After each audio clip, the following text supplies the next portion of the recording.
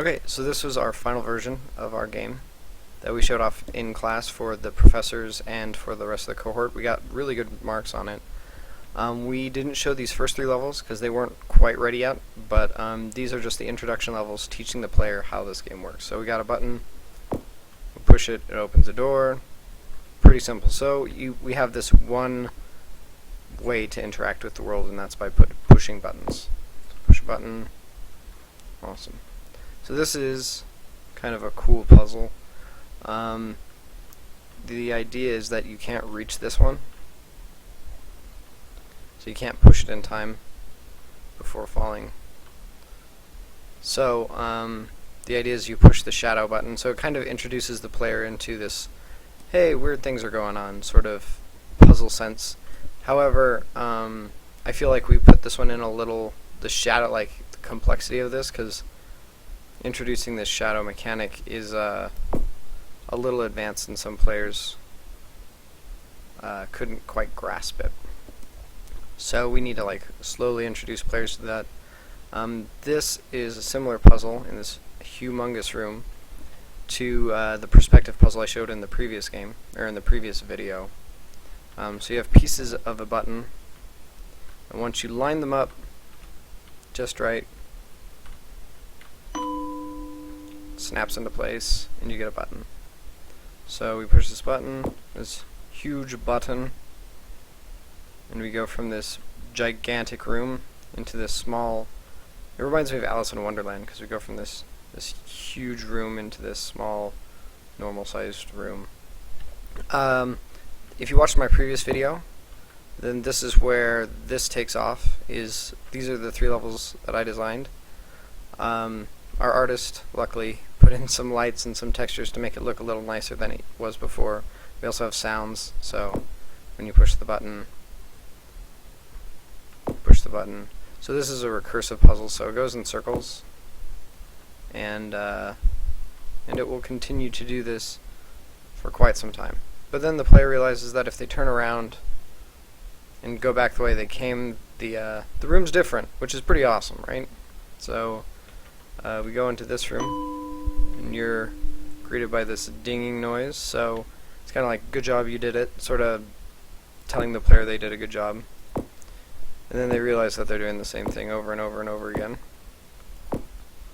So then they do the same thing that they did in the previous puzzle, which was go back the way they came, but there's no door there anymore. So what players do is they try and catch the door disappearing, and eventually they just walk through backwards to watch it disappear. So we're kind of guiding the players in what they do. So it makes the ding noise, and we fall down this infinite shaft. It keeps going until it goes forever, right? So we had this huge narrative about me contemplating my life, and it's quite entertaining until you look down to see how long this shaft is, and you end up in this room again. The ding, once again, confirming that you did something awesome. So you can choose to go down the white room again. It's more recursive puzzles, it's the exact same ones. These are our artist levels, which she designed, which are really super cool, because they're all light-based, which are neat. So she designed the levels, and I just added the engineering, like snapping into position sort of thing. So you line up these dots, and it creates a button that we go push. We also have door sounds on this side. This side is a little bit more polished.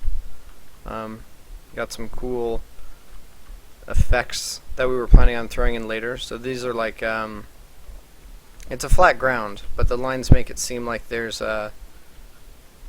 ripples in it. So we're gonna use this stuff later, but she just put it in this level. Another thing is these arrows. Well, the lights kind of direct you where you need to go, and then you'll notice that there's this bullseye, right? So if you try and line it up just right, it makes a button, which is pretty cool. Pretty cool. I really like these puzzles. And the door sounds. I mean, it's like Star Wars. So people come into this room, and it's a little strange. So they try and line it up so it's a square, and the button pops up when that happens. can see the door over there. Opens up. More puzzles with the X. We didn't do anything with that. So it's kind of cool. There's the arrows saying go that way. There's a door that way. If you back up into it, it creates, excuse me, a circle, which creates a button. And then there's the final level, which was in the previous video, which was the it's really dark. I might need to bump up the brightness on this video because it's a little dark. So there's these 3 pillars, and they are floating, but since you've got the idea of perspective, which is where I think that lining the button up might fit better into this series than right at the beginning, but we're just playing around with ideas. So you line it up, and it snaps into place, and you have a doorway, and through which is a button, which is, I was really proud of this. I liked making this level. Push the button and the door opens. It'll run into the wall, and you can, and that's that. You can fall off into oblivion. So yeah, this game was really well received. Our professor said that we had made gold, which was pretty awesome. I think the recursive puzzles were really what wowed them. Is we guided the player and we helped them progress through the puzzles, but they got this aha sort of moment whenever they finished a puzzle, which is super cool. We playtested this with quite a few people, and they all seem to enjoy it. My stuff's disappearing into the distance. So yeah, I was really proud of our team. We did a lot of good work. It was pretty enjoyable. So that's if button pressed.